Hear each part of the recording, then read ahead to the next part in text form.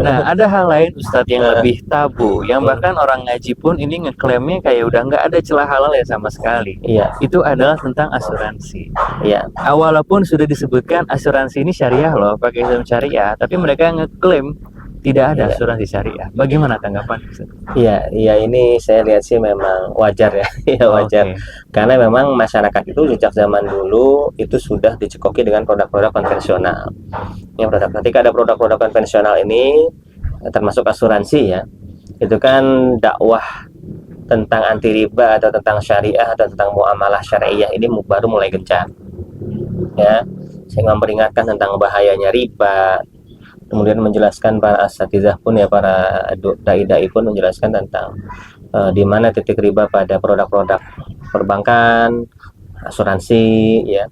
Sehingga paradigma masyarakat itu awalnya memang ketika mendapatkan taufik dan hidayah ya terkait haramnya riba, asuransi ini image-nya adalah mengandung riba. Iya, mengandung riba. Seperti itu. Nah, ketika muncul produk semisal untuk menyaingi produk-produk konvensional ini termasuk di asuransi syariah ya. Nah, ini memang kita butuh PR edukasi yang besar ya untuk masyarakat. Karena memang produk itu pasti sama secara hasil akhir. Ya, misalnya produk nih nyetor uang, kita dapat lagi. Ya. Itu zohirnya sama. Nah, kita misalkan seperti ini, kita makan ya, sama-sama misalnya ayam goreng. Yang satu ayam goreng halal, yang satu ayam goreng haram. Kenapa yang satu halal, yang satu haram? Yang satu disembelih dengan membaca bismillah. Yang satu main potong aja atau dengan cara-cara yang tidak sesuai dengan syariat ya. Misalnya dia menggunakan tadi ya, tidak menyebut asma Allah ketika menyembelih, atau dia menggunakan bumbu-bumbu yang sifatnya haram li zatihi ya, seperti arak atau yang lainnya. Nah, itu kan sebetulnya produk akhirnya sama, makanan. Tapi yang satu halal, yang satu haram. Yang membedakan apanya? Proses. Ya, proses. Nah, ini yang belum teredukasi ke banyak masyarakat. Jadi proses pembentukan asuransi syariah itu masyarakat nggak tahu.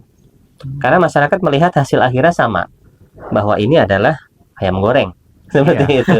Tidak tahu bahwasanya ayam goreng yang versi syariah ini gitu kan, itu diprosesnya berbeda, menyebut asma Allah, tidak menggunakan zat-zat aditif yang terlarang secara zat, dan lain sebagainya. Begitu juga dalam hal asuransi. Poinnya adalah masyarakat belum mengetahui tentang konsep akad di asuransi syariah itu. Ya, yang padahal secara teknis itu sangat beda ya Ustaz, sangat berbeda sekali. Iya, baina sama iwal ard.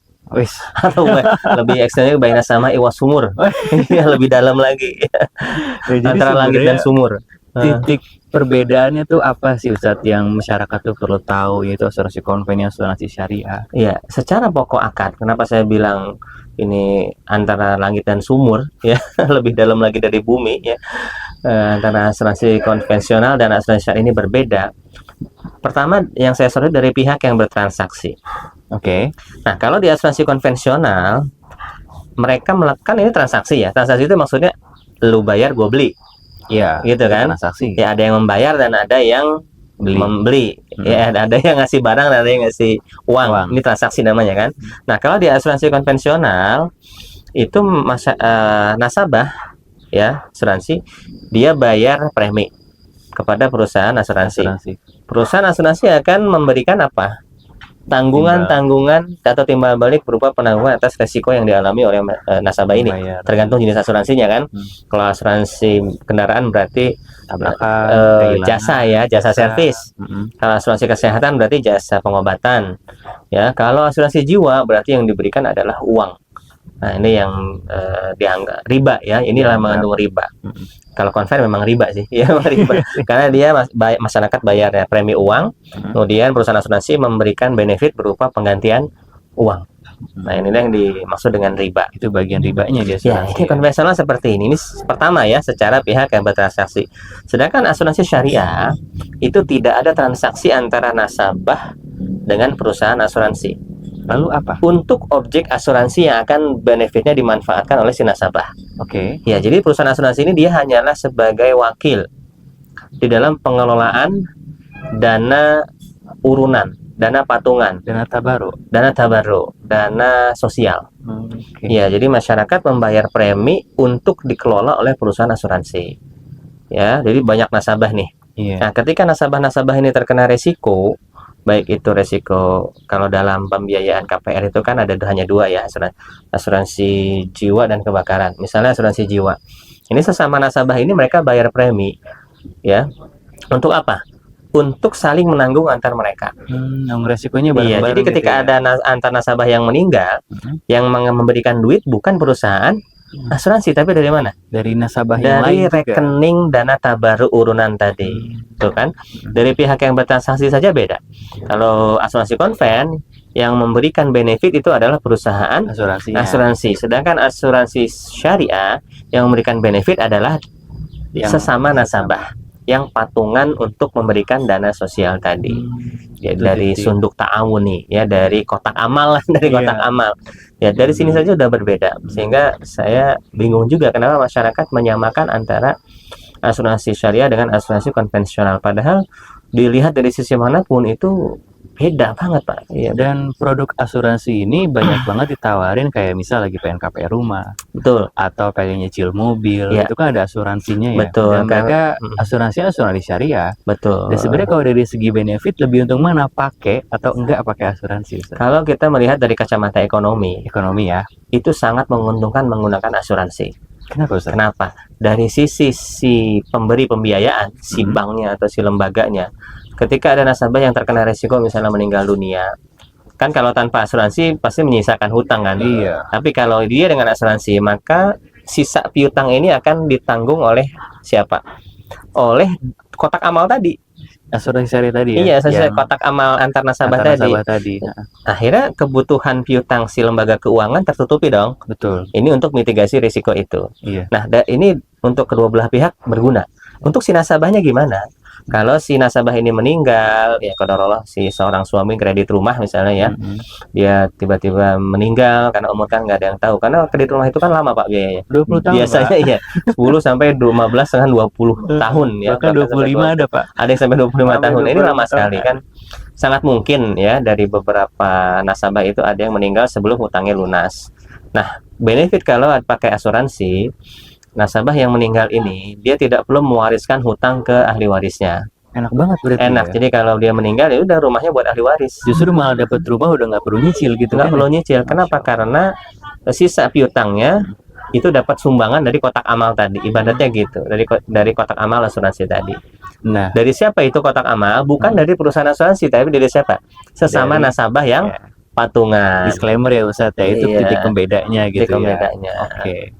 Nah, terus Ustadz, soal si asuransi ini, sebenarnya ada nggak sih di Indonesia tuh standarnya seperti apa? Atau internasional mungkin punya standar yang bisa diterapkan atau sudah diterapkan mungkin? Sebetulnya defaultnya, ya semua produk keuangan syariah, ya itu semua sudah diatur oleh undang-undang. Oke, undang-undang perbankan syariah kalau di Indonesia itu melingkupi asuransi ya, asuransi syariah. Bahwasanya produk-produk keuangan tersebut wajib mengikuti fatwa DSN MUI, yang itu insya Allah sudah sesuai dengan parameter syariah. Ya, juga sesuai dengan standar syariah internasional ya, ada WiFi dan yang lainnya. Nah, kalau ada saja misalnya vendor atau perusahaan keuangan termasuk asuransi tidak memenuhi kriteria syariah tersebut, maka itu mereka terancam izinnya dicabut. Wah, bukan main-main. Bukan main-main. Jadi sebetulnya kita nggak perlu khawatir ya, kalau kita bermuamalah dengan lembaga keuangan yang itu mendapatkan lisensi dari OJK, ya kemudian lisensi syariah, ya karena izinnya itu beda.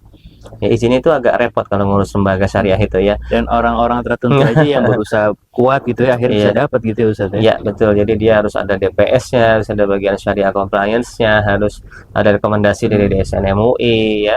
Harus ada parameter-parameter syariah yang ditentukan oleh fatwa DSN MUI. Jadi kalau ada penyimpangan itu justru lebih terawasi ketimbang lembaga-lembaga yang tidak terregistrasi ya, atau mendapatkan izin resmi dari pemerintah, dari OJK dan DSN MUI. Kita tidak boleh semudah itu mengkonvenkan yang syariah ya Ustaz. Betul, ini bahaya Pak. Ini bahaya banget. Kita bilang suatu produk itu haram dengan kebodohan kita, ternyata itu produknya halal. Ini dosanya besar. Lebih besar daripada apa Ustaz? Ya, lebih beresiko atau lebih berbahaya ketimbang kita menghalalkan produk yang haram. Lebih besar daripada itu. Atau ini kan mengharamkan produk yang halal. Iya. Ya kadang-kadang menghalalkan produk yang haram. Nah, resikonya lebih besar kita mengharamkan produk yang halal. Ya nggak boleh kita mengharamkan produk yang halal tanpa ilmu. Makanya hemat saya ya, kalau kita merasa awam, nggak tahu ilmunya, apalagi nggak tahu teknisnya, atau cuma bermodal katanya, atau bermodalkan link berita, ini saya miris juga ya. Sebagian narasumber juga membuat fatwa atau arahan kepada para jamaah terkait produk muamalah ini yang sudah mendapatkan izin resmi ya dari pemerintah tentang kesyariahannya, itu menghukumi haram hanya bermodal katanya atau link berita atau mantan pegawai yang kita juga nggak tahu apakah dia paham syariah atau tidak, karena dia hanya melihat secara zahir gitu kan, tidak memaham entah dia paham akad atau tidak, tapi langsung percaya dan membuat takyif dan tasawur produk bahwasanya ini haram. Ini riskan sekali. Ya, tapi itu kenyataan di masyarakat. Iya. Oke loh. Itulah apa anomali-anomali yang ada di masyarakat ya, bahwasanya tadi kembali kepada bahwasanya masyarakat kita ini butuh banyak sekali membaca ya dan belajar ya literasi, karena memang khususnya di bidang muamalah ini, literasi ekonomi syariah atau literasi fikih muamalah itu masih sangat sedikit sekali, bahkan kita mengukurnya pun sulit. Dari aspek apa yang bisa kita ukur untuk mengukur bahwasanya masyarakat untuk kalangan tertentu ini sudah teredukasi dengan syariah. Mungkin kalau nanti kita sudah ada standarisasi ya antara apa namanya yang syariah atau yang tidak, karena memang harusnya seperti itu, dan bahkan di Indonesia harusnya sudah seperti itu. Jadi standar ini syariah atau tidaknya itu adalah fatwa otoritatif yang memang diakui oleh hukum di negara kita, yaitu fatwa DSN MUI. Jadi kalau sudah DSN mengatakan itu sesuai syariah, maka semuanya harus seragam. Ini tidak melanggar hukum dan ini sesuai syariah.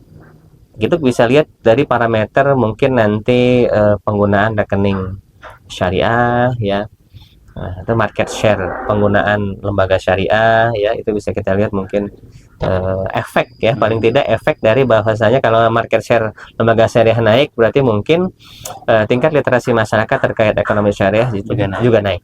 Mudah-mudahan seperti itu. Amin insyaallah. Barakallahu fikum. Ya, barakallah.